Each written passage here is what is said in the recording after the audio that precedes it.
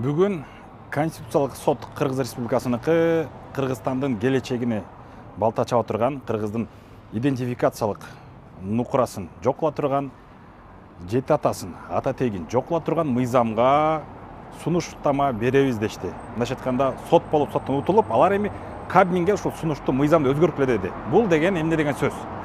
Мындайча айтканда, ар бир 16га чыккан кыргызстандык кыз болобу, эркек болобу, атасынын отчествосын албай, атын албай, апасынын атын алса болот экен. Бул деген келечекте Кыргызстанда ЛГБТны, гей, лесби деген нерселерге чоң жолду ачып берип жатышат. Мисалы, Семетейди билесиздер, атасы Манас, чоң атасы Жакып. Жакыптын уулу Манас, Манастын уулу Семетей. Семетейдин апасы Каныкей. Эми Манастын уулу Семетей эмес, а Каныкейдин уулу Семетей болуп калабызбы? Бул деген кандай акмакчылык, бул деген батыштын туура эмес көрүнүштөрүн Кыргызстанга алып келип болот. Бул мыйзамга биз толук кыргызстандыктар коомчулук бөгөт коюп, жаап, бул нерсени биз өткөрбөгөнгө аракет кылышы керек.